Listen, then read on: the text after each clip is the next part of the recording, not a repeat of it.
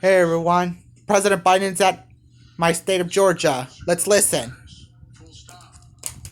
The conversation we had today with the AAPI leaders and that we're hearing all across the country is that hate and violence often hide in plain sight. It's often met with silence. That's been true throughout our history. But that has to change because our silence is complicity. We cannot be complicit. We have to speak out. We have to act. In my first week in office, I signed an executive order directing federal agencies to combat this resurgence of xenophobia. The Department of Justice is strengthening its partnership with the AAPI community to prevent these crimes, in addition to its other work to take on violent extremists and domestic terrorism. I'm calling on Congress to pass and get to my desk the COVID-19 Hate Crimes Act. And the House just passed the reauthorization of the Violence Against Women Act, a law I authored more than 25 years ago as one of my proudest legislative achievements.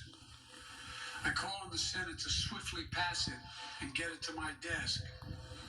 But for all the good the laws can do, we have to change our hearts. Yeah.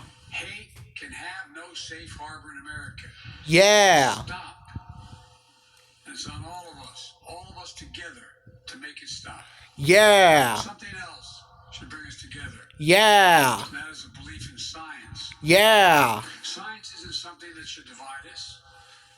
There's nothing political about it. There's nothing partisan about it. One of America's best examples of commitment to science is headquartered right here in Atlanta, the Center for Disease Control and Prevention. The CDC represents the best of this nation, brilliant minds, deep faith in science, and a strong commitment to public service. We came here to thank them for all the work they do, and especially the work they've done over the course of this pandemic. We owe them and their families our gratitude. We wanted to convey to them the absolute commitment to give them everything they need to do their work and get it done. Yeah. Free of politics and guided by science. And because of them, we're making real progress. We just met my goal of administering 100 million shots before my first 100 days in office. We did it in about 60 days. We're not stopping now.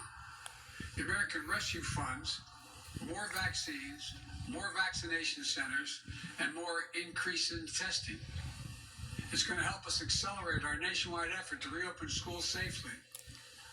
Last week, I directed all states, tribes, and territories to make all adults eligible to be vaccinated no later than May 1. But while this is a time of optimism, it's not a time for relaxation. I need all Americans to keep doing your part.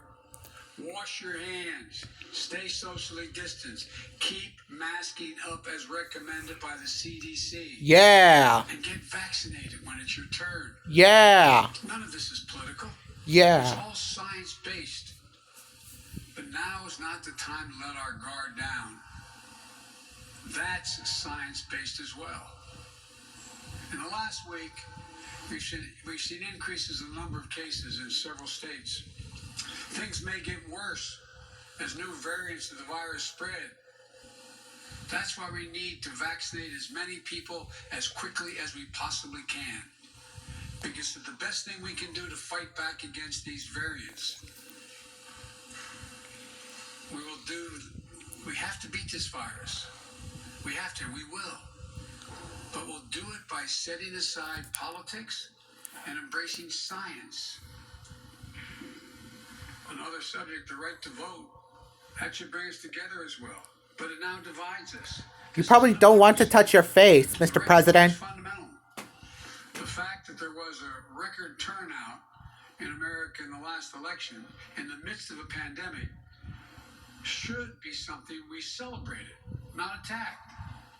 The fact that you held a free and fair election in Georgia that stood up to recount after recount, court case after court case, is something you should be proud of. The fact that your poll workers, your election workers, your volunteers, your local officials, your state officials, your courts stood up to the immense pressure with character and honesty and integrity helped save our democracy. And this country will long be grateful for it. But as this state, home to Martin Luther King and John Lewis, knows better than most, the battle for the right to vote is never, ever over. Yeah. It's not over here in this state of Georgia. Never So over. we're going to fight again.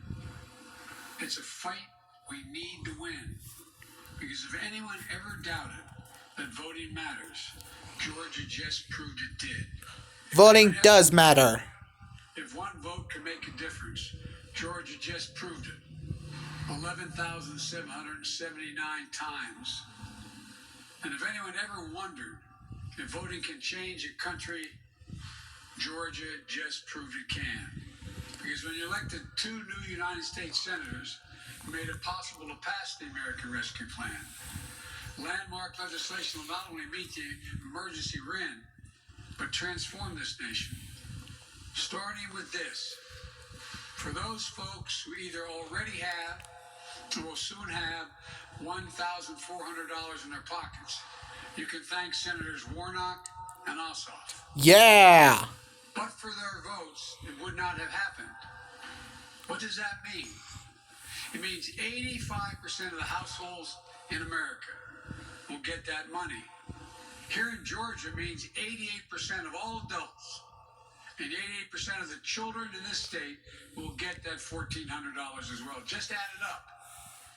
A typical family, 2 parents, 2 kids, earning $100,000 a year, each will get $1,400. That's $5,600 for that family that's in distress, trying to figure out how to pay their mortgage, pay their rent, keep food on the table. And that's not all. There's something called a child tax credit. What that basically means is you get a tax credit for every child you have. The American Rescue Plan expands that credit. It means that families of over 2 million children in Georgia will be eligible for an increase in that child tax credit of $1,600 per year, per child.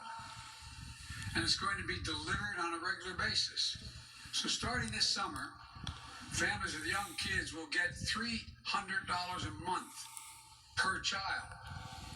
This is going to lift 177,000 children in Georgia out of poverty. The American Rescue Plan expands coverage and reduces costs under the Affordable Care Act. So for a family of 4 earning $90,000 per year with insurance under the Affordable Care Act, they'll see about $200 a month off their monthly premiums. And for Georgia schools, the American Rescue Plan provides around $4 billion for Georgia's school children from grades K through 12 to help them reopen safely. And here's one of the biggest things for Georgia. Because of the American Rescue Plan, Georgia is now eligible for about $2 billion to expand Medicaid. What does that mean? It means another 500,000 Georgians will be covered all across the state with Medicaid that don't have it now. For your state and local governments, this is what it does. State government will get around $5 billion to make up for lost revenue. Local governments will get around $3.5 billion. That's going to make it possible to keep a lot of police officers, firefighters, teachers, and other first responders on the job. Yeah. And here's one final thing the American Rescue Plan does. For the first time in a long time, it puts working families, the middle class, people who built this country first, not last. 66% of the tax breaks in this plan go to folks making $90,000 or less a year. And how much for the top 1%? Where 83% of all the tax cut that was the last president's tax cut is 0. Top 1% gets 0. But the American Rescue Plan isn't only about putting money in the pockets, people's pockets. It also will create and spur economic growth in America. That's why major economists, left, right, and center, support this plan. Even Wall Street agrees. According to Moody's, this law will help America create 7 million new jobs by the end of the year. And we'll do it by rebuilding the backbone of this nation. The working people, the middle class, the people who built this country. It's about giving those people a fair shot for a change. It's about providing and proving to the American people that their government works and can deliver for them. Which brings me to my last point. The American Rescue Plan is a plan that brings America together and benefits all America. That's why so many polls show that over 70% of the country support it, including Democrats, Republicans, and independents. Maybe Republicans in Washington didn't vote for it, but the American Rescue Plan sure has brought the country together. And for me, that measure of unity, that's what matters. Let me end with this. There's so much we can do if we do it together. If we remember who we are, if we stand together against hate, once again believe and invest in science, we stand up for the right of all Americans to vote and have access to voting. If we remember, we're here to help all the people of this country, not just those few at the top. If we remember to do justice, love mercy, to walk humbly as fellow human beings, as fellow Americans. If we remember we're the United States of America, and that together, there's nothing, not a single thing we cannot do if we do it together. So my heart goes out to all the family members who lost someone in those horrific shootings on Tuesday. I know they feel that like there's a black hole in their chest they're being sucked into, and things will never get better. But our prayers are with you, and I assure you, the one you lost will always be with you. Always be with you. And the day will come when their memory brings a smile to your lips before it brings a tear to your eye. As unbelievable as that is now. It will take a while, but I promise you it will come. And when it does, that's the day you know you're going to make it. May God bless all those families. May God protect our troops. Thank you very much. Thank you, Mr. President. We loved you. Stop the violence. Stop the hate crime.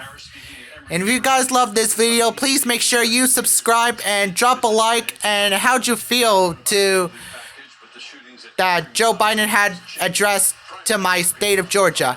Bye, everyone.